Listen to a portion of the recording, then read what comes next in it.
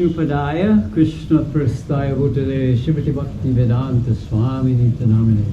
Namaste Saraswati Devi Gauravani Pacharni, Nirvishesha Shunyavadi Vaschata Nishatani. Namasrestam Manamapi Sachiputra Mata Sarupam, Rupam Tasrakajim Urapuram Moturam Gostavatim, Radhakundam Girivaram Maho Radhikamara Vasham, Prakto Yasapakita Kripaya Sri Gurum Santos Tosmi.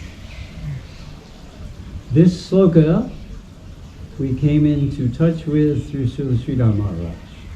Actually, it's in his Sri Guru and his grace. I first came into contact with Sridhar Maharaj's Vani in Los Angeles. I was a devotee there, and I was doing Sankirtan. The temple president in LA was Sudhir Goswami. Then he was known as Dear Krishna Maharaj. And he had a little room in the front of, across from the temple, very small room, it was just full of books. And on my day off from Sankirtan, I used to go in there with my godbrothers, Mahatma and Gurudama, and we used to sit there all day in his little office and discuss the philosophy of Sridhar Maharaj. Now, that was the first time I'd ever heard any of the words of Sridhar Maharaj.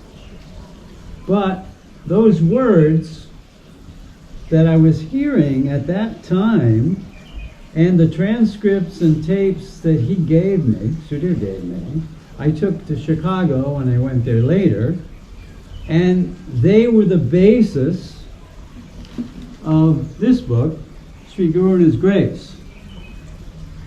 Now, Sridhar Maharaj once said how you all have come here with so many questions, and the necessity of those questions was very urgent. And he said, you have forcefully drawn down this mercy from above and pulled it out of me. And I'm speaking these, giving answers to your questions, and sometimes I don't know what I'm saying. It's like we can have realizations that we don't even have, but they come through us, as in the Ramananda Samvad. Ramananda was answering Mahaprabhu's questions, and he said, I'm not answering them, you're answering them through me, because you're drawing them out. So Sridhar Maharaj said, by your earnest necessity, you have come here, and you're drawing so much out. It's coming down through me. Because there were urgent questions at that time. I'll look at my paper here. So Sridhar Maharaj had spoken about very essential necessities that the devotees were feeling at that time, because there was a turmoil in ISKCON. It was like a bomb had gone off. I was there in 1982 when it really did pretty, not literally, but it seemed like a bomb. And so much turmoil. So Sudhir Goswami had been sent by the ISKCON leaders to Sridhar Maharaj to ask questions, because they had become gurus when, after Srila Prabhupada left in 1977. So in 1978, they went to him en masse, to Sridhar Maharaj, and asked all these questions about what should we do? We're gurus now. What is our responsibility? How do we go about being gurus? They asked so many questions. And he answered them. But unfortunately, they only took part of his instructions. And they took them in the way they wanted. And they didn't really follow the spirit of what he meant. So they caused so many problems in that society. And as a result, many of the devotees went to Sridhar Maharaj to ask questions. And those questions were in the beginning they were about guru, and then it was about proper behavior for those gurus and proper etiquette with the Vaisnavas, because they were very dissatisfied. Anyway, I had gone from Los Angeles to San Diego. I was doing Sankirtan there, and then to Chicago. And in Chicago, we were going out to the airport every day and distributing books with Sridhara Maharaj and other senior book distributors. And one day, Sridhar Maharaj called me into his office. He was the regional secretary above the temple president. And he said, "So, I hear you have some tapes of Sridhar Maharaj." At that time, those were banned goods in ISKCON. And he was a probable future guru in ISKCON. And he was the leader there. So he was the authority. So I gulp. He asked me, "What are you doing with those tapes?" And I said, "Well, Maharaj, you know, because I was distributing books every day. We were going out in the van today, every day for long hours. And I said, well, they inspire me in Krishna consciousness. They're really wonderful. They're totally, inspiring." And then he just kind of like, And then he didn't do anything. Because he was the authority. He was supposed to confiscate those tapes. He was supposed to take them away. But he didn't. He told me later, he said, "Yeah, I just didn't have the cart to take them away from you." So that was the beginning of my association with Srila Maharaj through that. Then in Chicago I met with Guru Maharaj. He needed some devotees in his party, and so I was the chosen one to go with Guru Maharaj. Guru Maharaj here, this Guru Maharaj, because this was the name that everyone called Sridhar Maharaj with, was Guru Maharaj. Just like in the Gaudiya Math, there's only one Prabhupada, and that's Srila Bhaktisiddhanta. And when someone says Prabhupada, and I've been there in the Gaudiya Math, when one of the Western devotees would say, and Prabhupada such, and they looked at him like, Prabhupada? Because they were thinking Bhaktisiddhanta Prabhupada. And the same thing, I was in Sridhar Maharaj's Math once with one of your godbrothers, and he said, hey, something like he said, Guru Maharaj, speaking to your Guru Maharaj. And all of the temple devotees went, what? Like, who are you talking to? Because it was Narasimha Maharaj. In the Chaitanya Saraswat Math, there's only one Guru Maharaj, and that is Srila Sridhar Maharaj. And so that was interesting. So we were in Kaileko Street selling t-shirts to support ourselves, selling $2,000 worth every day, which is a really good income. And 2 o'clock in the morning, the phone rang. Woke up Guru Maharaj and I. And it was Tripurari Maharaj calling, because the Chaitanya Saraswat Mutt had called him with the news that unfortunately Srila Sridhar Maharaj had left the world. So that was on this day in 1988. So that was a sad day for us. Now, Srila Prabhupada once gave a lecture on the disappearance day of his guru, Srila Bhaktisiddhanta, and he said, yes, it is a sad day, but it is also a happy day. Because our Guru Maharaj has joined the eternal Leela. So that is a grand day for him. A sad day for us, because we were attached to his association. Srila Prabhupada said, everything I have to tell you is in my books. But the books, as I've mentioned many times, are passive. They will sit on the shelf, as this book does, just above my desk on a little shelf. It sits there. It will sit there forever unless something happens, something moves it. Because the knowledge within is within. But the Vaisnavas, we, the Vaisnavas, are living scripture. We are active. We know what's in these books, all of us to different extents, and we can tell you what's in these books because we are trying to live what is in these books. I love to say that about the Bhagavad Gita because there's so many verses in Bhagavad Gita that we see in everyday life. How the modes of nature are, good, sattva, rajas, tamas, how they affect us, how our senses are attracted, how we may get carried away by contemplating the sense objects.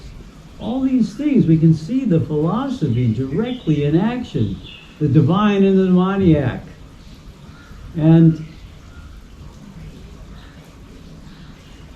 when we became very much attached to the Vani of Srila Sridhara Maharaj, it doesn't take too long, once you're exposed to it, to become immersed in it.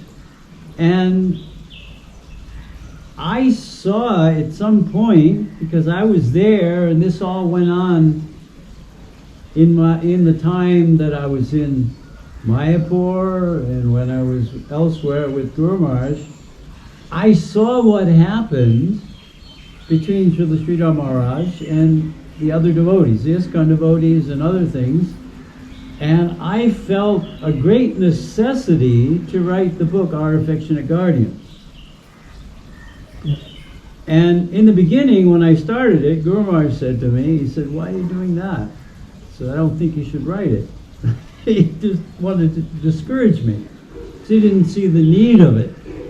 But it was one of those things where it just came out. I couldn't stop it. I had to write it. You know, like I say, when they asked Srila Sridhar Maharaj, he was pulling it down from above and the answers were coming out. It was like somehow I was inspired by Krishna or whatever, my own mind, I don't know, but I felt an urgent necessity for this book. Then later when it was done, Guru Maharaj said, "Oh, that's a great book. It defines who we are, how we got where we are, because of the relationship between Srila Prabhupada and Srila Sridhar Maharaj." We all know the histories. Briefly, every mission, spiritual mission or mundane religions or any religions, there's always some history where there's discord, there's problems. Especially we see in all of these Gaudiya missions that every one of them has had the same problems. Even this mission, all of them, the Gaudiya Math. So when Srila Bhaktisiddhanta left, Srila Sridhar Maharaj was asked for his advice. They asked him to be the next guru, and he declined. And he recommended Ananta Vasudev because he was the most learned. He was a genius. But later, he couldn't keep the standard of devotion. So then, Srila Sridhar Maharaj, when they started fighting, he simply left. He walked out the door because he didn't want to get involved in all that. He tried.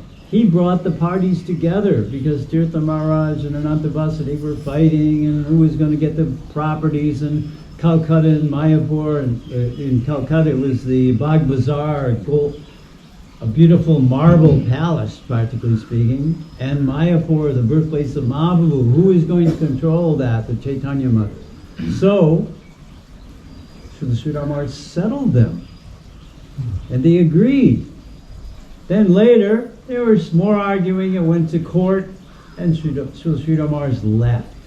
So we find so many court cases, so many.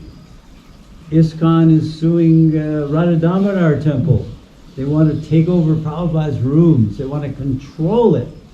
Guru Maharaj and offered them the service at Prabhupada's room, but to share it. No, no, no. We want to control it. We want to own it. The same, he offered our book, In Search of the Ultimate Goal of Life, which is Prabhupada's words. They wanted to sue us for doing that book. But it was written by Prabhupada in 1959 before the BBT got their whole, anyway, it's not subject to the same copyright laws. So they couldn't sue us. But then they wanted to print it. And Guru Maharaj said, yes, you can print it.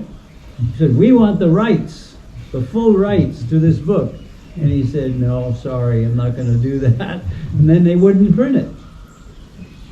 So, Sridhara Maharaj, when his books were put together and printed by Sridhar Goswami, Sridhara Maharaj says, my books are for the world. There's no copyright, no trademark on these. They're everyone's property. It's for the Vaisnavas. And that was what he gave. His words were for all of us. And actually all the acharyas are that way. When Guru Maharaj and I were first traveling in the U.S. after we left Chicago, we went to Hawaii and got this penthouse apartment, Yacht Harbor Towers. And from there we were carrying on the preaching, and I would fly back to the States and drive out to the East Coast where I was collecting from the Indian community there, and thereby supporting all of our travels and everything. And Guru Maharaj had the Museum of Vedic Culture, which most of you are familiar with, put together artifacts from the past in India, supporting everything we do. And it was one of the best exhibits. The person in charge of the Rath Yatra festivals in the West, he said it was the best exhibit in the whole Rath Yatra festival. And the original exhibit had to be, Guru Maharaj had to give to Tripurari Maharaj to get me from the temple. And in Hawaii, he made another exhibit, which was a portable exhibit. Instead of taking a whole giant cube truck to carry it, it would fit in the back of a little small van, and we could carry it all ourselves. It was high-tech exhibits and so on. So we were preaching in Hawaii. We went into malls and put up the exhibit and giving out Prabhupada's books. So during this time, Guru Maharaj was asked by the ISKCON leaders, because we were still in ISKCON, to go to Berkeley and help out the temple there, because it was in shambles after one of the leaders had done so many crazy things. So we went there, and Guru Maharaj was the temple president and got it back in shape, and it's going on, and I was out traveling, and then it got out of hand. So Guru Maharaj left there, resigned, and went and joined with Tripurari Maharaj, who had left the ISKCON movement. And how he left was an interesting, very interesting short story. He had refurbished and revamped the San Francisco Carl Street Temple. It was a small temple in San Francisco, not the original one that Prabhupada started, but another one, a small temple. And also the Seattle temple. He had helped revamp them and made many devotees and collected tons of money and done renovations.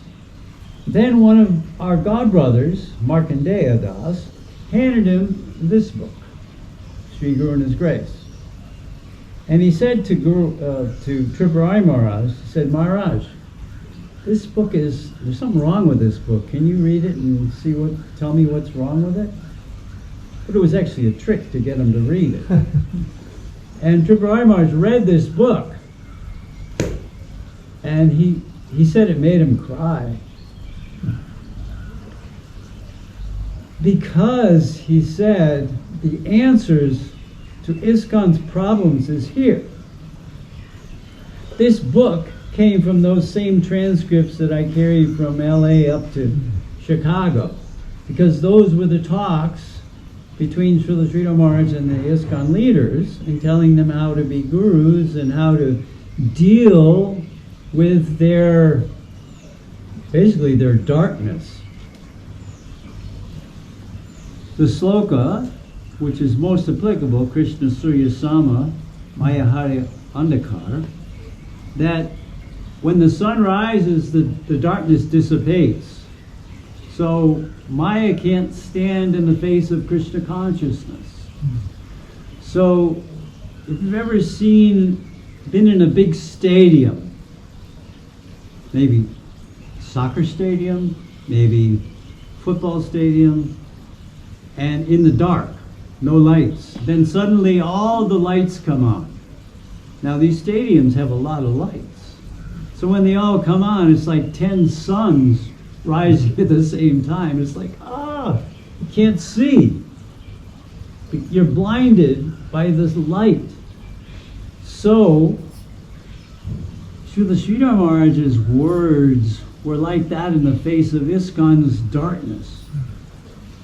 He gave Shastric answers. He gave from his realizations. And one time he spoke many times, and many times he said similar things, but he said, you all have come here and asked me these questions, and according to my own realizations, my experience in the Gaudiya Math, my hearing from my Guru Maharaj, and reading the Goswami books, our Vaisnava literature, the Puranas, the Upanishads, the Bhagavatam, all of this, and my experience in so many odd years in the Gaudiya Math, I am simply giving you the summary, the conclusion of all that, like the Bhagavatam, Puranam Amalam, the cream. I'm giving you the essence of all that. So he said this in a humble way, and I thought, wow, he really is doing that. And that was the greatness of Sridhar Maharaj, that he could give us the essence. Now everyone gives so much credit to Srila Prabhupada, which he has earned, for spreading Krishna consciousness to every nook and cranny of the world. And Guru Maharaj told me how he went to the most remote places in Africa, in Ethiopia, in so many places where there were hardly any people there, totally isolated, and he'd go in and somebody go, Hare Krishna. Now that's preaching. We were very inspired by Srila Prabhupada to distribute books, and it's in our nature. And I see that even though Sridhar Maharaj didn't go all over the world like Prabhupada, the world came to him. And as we arranged in the Encounters with Divinity, the book of Sridhar Maharaj, there's some history in there, and I pushed to put that there because in that history it tells how Sridhar Maharaj actually founded several Gaudiya Math temples. The place of the Ramananda Samvad, he founded the Gaudiya Math there, and when Guru Maharaj and I went there, they were so happy to meet us because it was founded by Sridhar Maharaj and we were followers of Sridhar Maharaj. And in Chennai, Sridhar Maharaj had this, he had to convince official to allow him to get funds for building the Gaudiya Math. And that man was not the least bit interested. He wanted the money to go, to the Adivasis, the original inhabitants there. So Sridhar Maharaj preached really, really strongly to this Britisher. So strongly that he actually brought tears to his eyes. And he was using this one sloka, Vikriditam. What's the sloka? Vikriditam Vajavadu Vedam cha Vishnu. You want me to tell the full thing? Yes. Vikriditam Vajavadu Vedam cha Vishnu Chaddhamito yam anushrunayat athavarnayebhyah. Last line. Bhaktim param bhagavatim pratilabhyakamam hridrogam ashpapahim. Hridrogam means a disease of the heart. So he was preaching to this gentleman, and he was saying, so many lives I have led. You want to help the Adivasis? I want to help the Adivasis. But it is more than that. People have so much hunger. We have had past births. As an elephant, I ate forests of trees. As a pig, I ate hillocks of stools. And like this. And what happens? I want more. And I want more. We all want more. There's no end to it. So we are giving what will satisfy that hunger. We are giving the real essence of what people need. And we're curing their disease, the material disease. Anyway, he preached really strongly. And that man said, oh, Swamiji, yes, I believe you, I understand, I will give you the money. And he founded the Chennai Gaudiya Mutt with that money. And then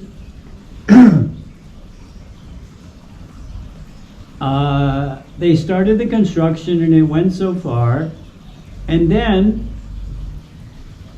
Sridhar Maharaj got a loan to go on and construct more, so that they could show the person who had given the money in the begin with that they had done this. So he borrowed the money and then went to the man and said, we need more money, we've done all this. And Srila Bhakti Siddhanta was so proud, so happy, said, oh, you have sold your future service. You have created a debt that you must repay in the future in order to push forward Krishna consciousness. It was like, wow, yes, you've indebted yourself in the future, your future service.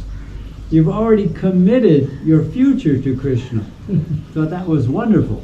So that's why we wanted that in the book, because of a book that was written to put Sridhar Maharaj in a position lower than Prabhupada, to say, well, Prabhupada did this and Sridhar Maharaj didn't do it. So anyway, and also that Srila Prabhupada, Srila Sridhar Maharaj, Goswami Maharaj were in Mumbai, in the temple, and they had programs together, just like we have programs together.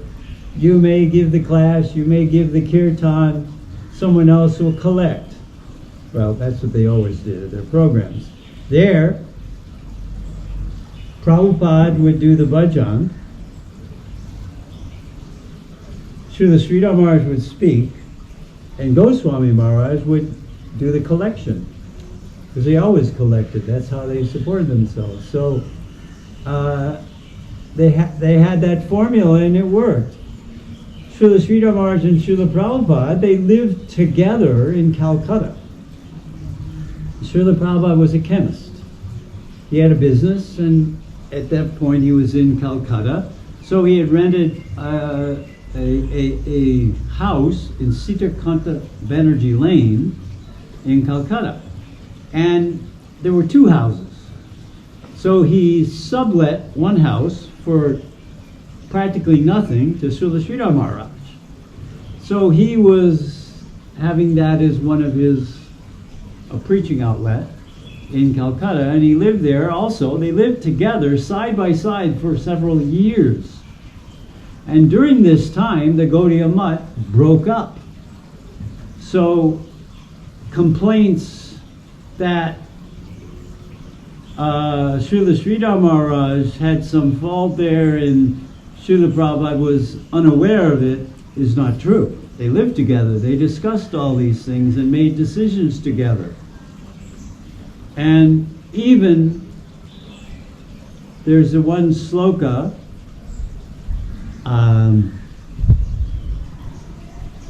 get the sloka, but anyway, I was always the one that supplied the slokas before. Now I forget the sloka, but it basically says when Krishna very much appreciates a devotee, he makes his life difficult. He takes away their opulence. He takes away their money. He gives you difficulties to make you struggle because he wants you to commit to Krishna consciousness. So Prabhupada, he left his family, his business had failed, he was having so many difficulties. Yashaham Yanuginami. That's the sloka. Bhagavatam sloka. Great verse, great sloka. So, Srila Prabhupada asked Sridhar Maharaj, when they were there in Sitakanta Banerjee Lane, he says, do you think that this is what Krishna is doing to me? And Sridhar Maharaj says, most definitely. And like that, they were so close, intimate godbrothers. And this brings me to one point, I'll just mention this briefly. One of the main points of our affectionate guardians was that the difficulties in ISKCON were because of their offenses to Sridhar Maharaj. And I'll just mention one of those. That when ISKCON was having so many difficulties and so many devotees were going there, Kirtanananda Maharaj, who was one of the senior most devotees of my godbrothers, he went to Sridhar Maharaj to tell him, don't initiate any ISKCON devotees. Because some devotees went there, and Sridhar Maharaj, he didn't just initiate them, he said, well, put your beads in the Ganges and do some service and we'll see. So he made them wait, and he didn't even let them stay in the mud. They were down, well, you come Navadweep and you go the road, there's Chaitanya Saraswat mud, and you continue past the bridge over the Ganges, and down there on the right is called the Land of Nectar. The Sridhar Maharaj had a piece of property there, a couple acres. And when we were meeting Srila Maharaj for the first time, it happened that it was Tripurai Maharaj's appearance day. So he wanted to, his disciples wanted to do a Vyasa Puja for him. So we all went down to the Land of Nectar. Sridhar Maharaj said, you go down there and do it, not in the mud. So Kirtanananda came and he came with a purpose of telling Srila Sridhar Maharaj not to initiate. And Sridhar Maharaj just preached to him. He didn't get a chance to say anything until he was departing, and at that point he got a little strong in his words, and I couldn't listen to this tape. Actually, for years, when I started to listen to that tape, it brought tears to my eyes. And I couldn't even talk about it without, breaking down because it was so heavy.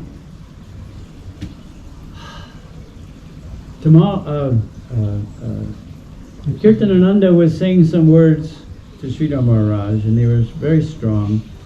And Sridhar Maharaj said back to him, he said, your Guru Maharaj, Swami Maharaj, was so kind to me. We were very close. And now you all are rudely abusing me. He said, I am mortified. Mortified by your behavior. And I thought, when I first saw that, actually I read the transcript first, that was easier, but when I listened to the tape, I couldn't even listen to it. Because it was so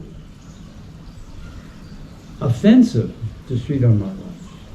A junior devotee is speaking like this, chastising a senior Vaisnava, a great soul, pure devotee. Anyway, what I found in my research is there were many offenses made against Srila Maharaj, and I could give you exact, precise information on what was done and what was the result to that devotee. Horrible things happened to these devotees, and it proved to me the antithesis of bhakti, the antithesis of our philosophy. It proves Krishna consciousness is real. Srila Puri Maharaj felt compelled to write the book Heart of Krishna. I helped edit that book, and the original title of that book was called Vaisnava Aparad. Ramdasa Mandala, when he printed that, he changed the title. But Srila Puri Maharaj was inclined to write that because he saw the mentality of many devotees was not good.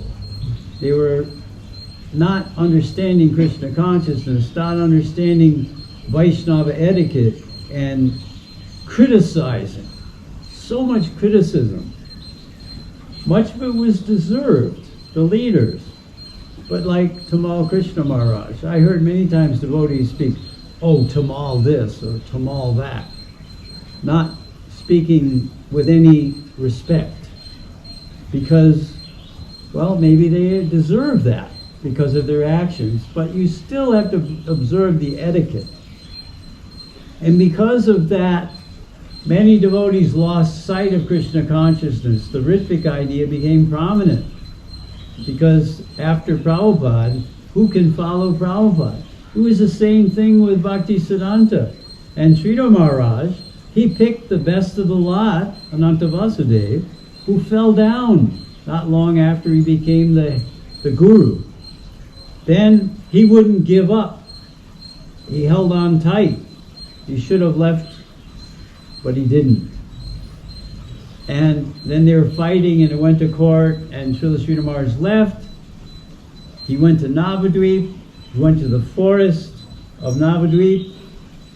Didn't tell anyone where he was, and everyone was looking for him.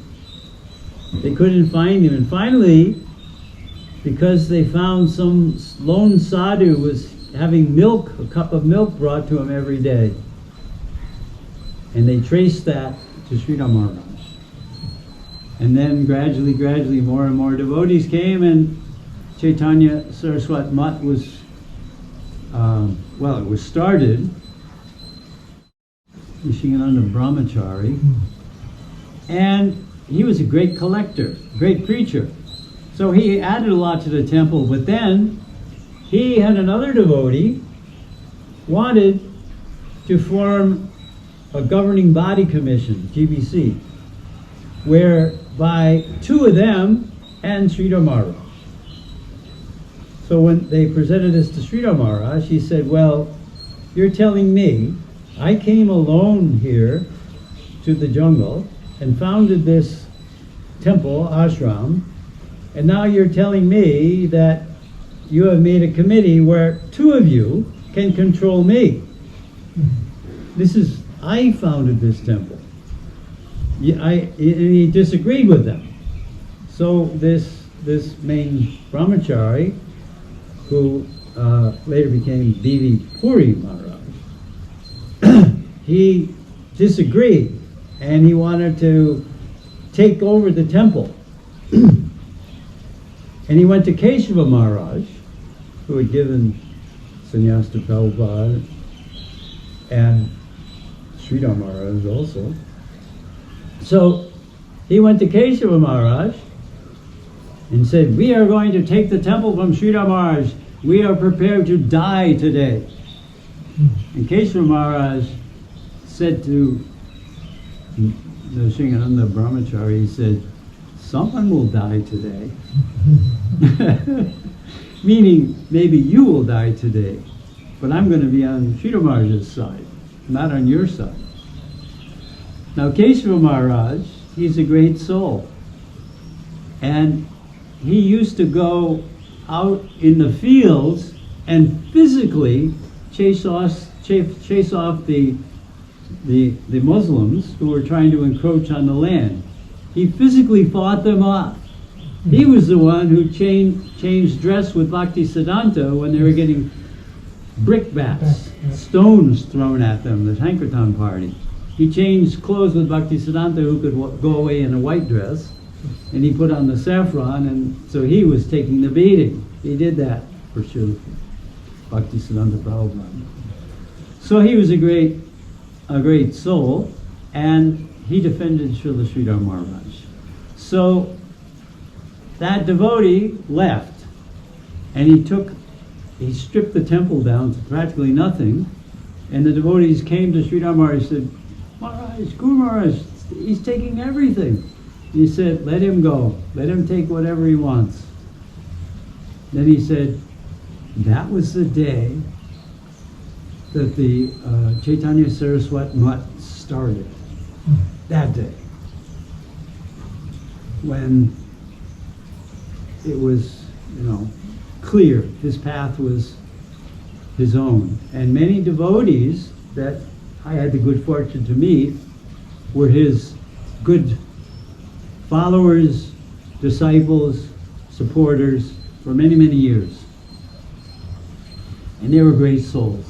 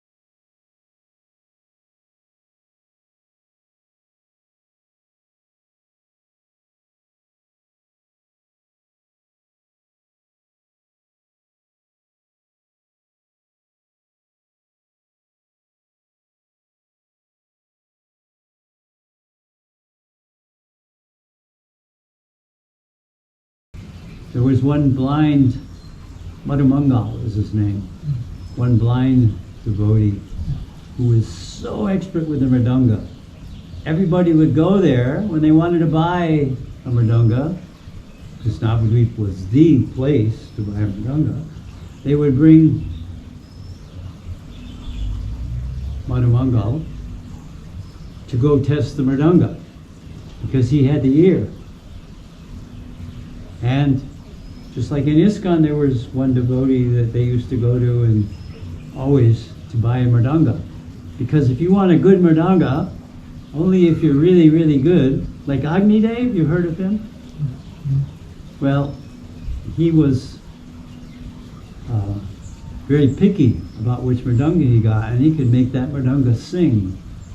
We used to go on Harinam with him in Westwood, LA, 250 devotees, 10 mridangas, cartels, and we grew such a huge crowd, such fantastic preaching, giving out so many books. This was Prabhupada's mercy. Srila Sridhar Maharaj gave us so much nectar, so many clear instructions about so many things, and Srila Prabhupada gave us the foundation of Krishna consciousness. He laid the foundation. And I would say Srila Sridhar Maharaj filled in the details. He gave us a depth. His realizations are so profound. As any of you who have read or heard from Srila Sridhar Maharaj, immediately you see that. His realizations are so deep and so profound. And I was very fortunate to spend so many years with our Guru Maharaj as we discovered Srila Sridhar Maharaj and Srila Puri Maharaj, and went more in depth with Srila Prabhupada's books. After meeting Srila Sridhar Maharaj, I could understand so much more of Prabhupada's books. When I'd read a purport, I was always into the slokas, because every sloka is a nutshell of wisdom. It's a microcosm. It's like a nutshell. It's a philosophy condensed, like the Vedanta Sutra. Maximum information, minimum words. Those are what sutras are. Yeah. So slokas are condensed wisdom. And I always preferred Srila Prabhupada's lectures in India, because he always quoted many more slokas. Especially somehow or other, there was Hardavad, and there was one lecture from verse 552 or 522 in Bhagavatam. And in there he's talking about the grihastha life and sex and so many things, but in a very deep way, and how we're controlled in this world, how we are servants of our senses. And he just gave these slokas. It was like he was throwing the slokas at you. It's like, wow.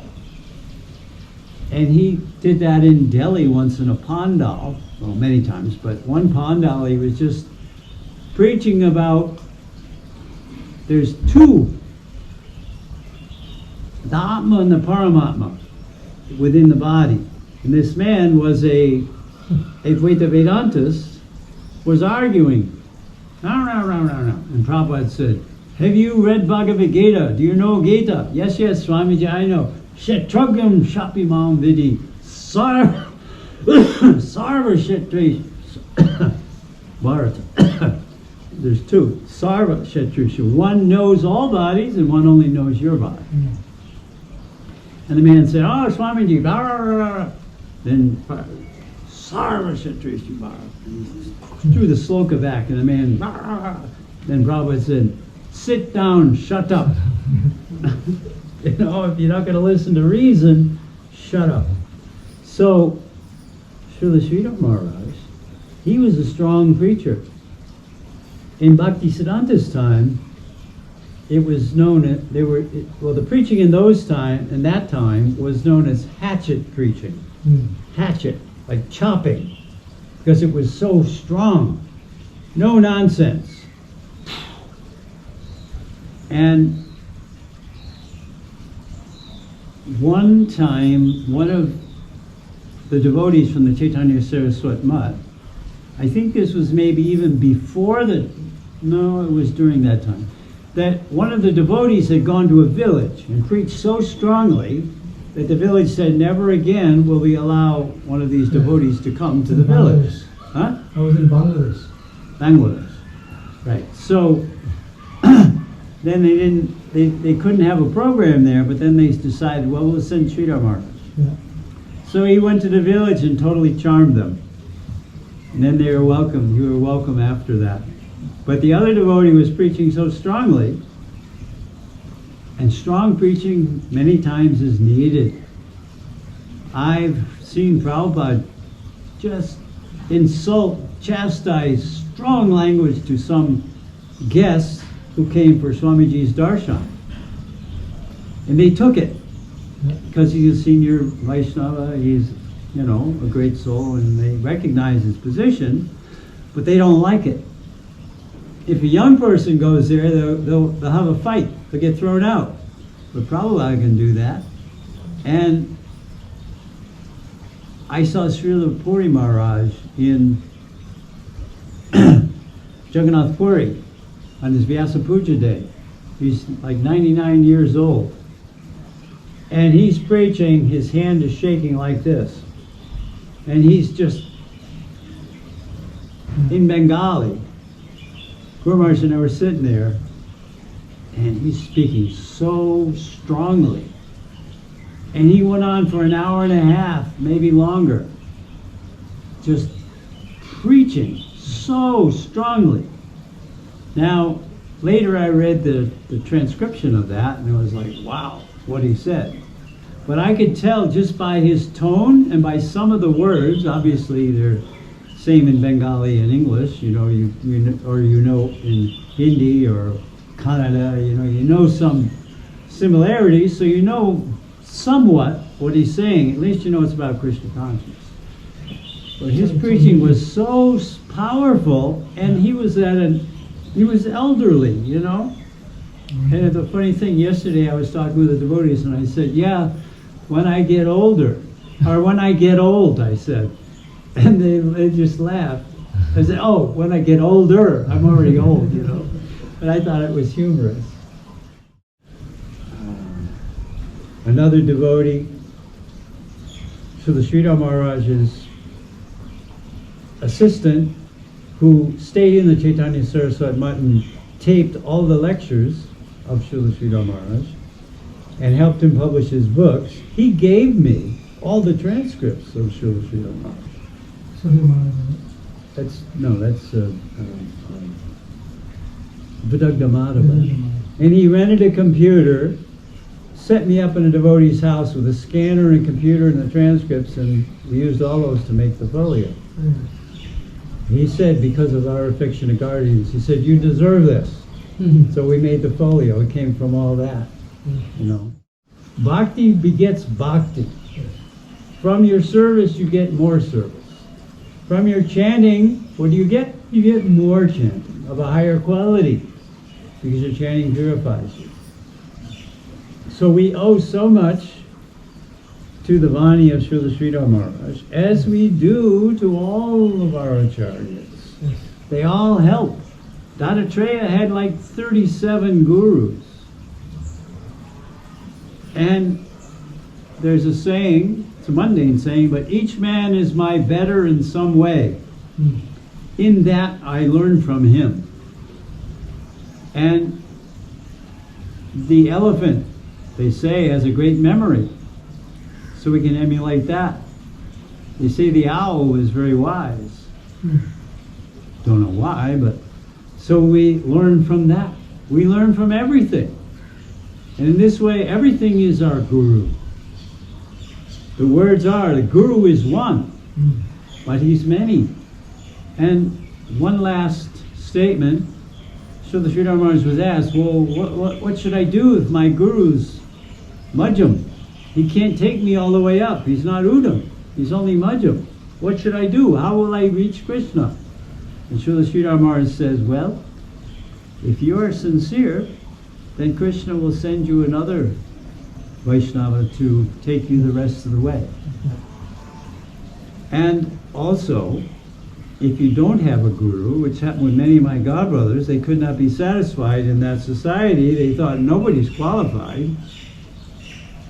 Because none of you would think, well, any of your godbrothers are fit to replace Guru Maharaj. Who's going to replace him? You can't replace your guru. But he's not replacing him, it's a parampara. Yeah. So this is always a problem. It's always a big problem with Vaishnavas to accept that. And I saw that in so many missions. I saw it in Srila Puri Maharaj's mission. I saw it in Srila Sridhara Maharaja's mission. Saw it big time in ISKCON. All these societies. So what is the end? That we simply Guru Padashraya. Even if Guru is not here, his shelter is here, his mercy is here, his instructions are all there in so many ways, through his videos, his audios, his books, what you heard directly, what you can hear through the other Vaishnavas who were there, just as you shared time with Guru Maharaj. I shared Lavamatra, a moment with Srila Sridhar Maharaj, Lavamatra with Prabhupada. I even went on morning walks, but I never spoke face to face with Srila Prabhupada. I was in his classes, I was at morning walks, I was, so many things, but not directly speaking with him. I had a little closer with Srila Puri Maharaj. I made a website actually for him, and then there's a picture of me, actually it's on my website, shows me showing him in the computer his website. And he looked at the computer and he goes, oh, there is so much inside that little place. And you think of the computers now with all this technology, you look in the computer, you can go anywhere in the world. You can go in any library, all the books, every single book is online somewhere. So that means all the knowledges that are, now they're trying to do with artificial intelligence. They want to connect your brain to a computer, not for your benefit, but so they can control you. Put a chip in your arm. But that's simply, who knows? It may or may not happen. But you know what Prabhupada said when the devotees came to him? Prabhupada, you said there would be a world war starting between India and Pakistan. What will we do? What will we do? Nuclear war, oh my goodness. Prabhupada said, what will we do? We will simply chant Hare Krishna. O Premanandi, Sridhar Goswami Maharaj ki jai. Gaur Hari, Gaur Hari, Gaur Hari. Bhakti Bhava Vishnu Maharaj ki jai.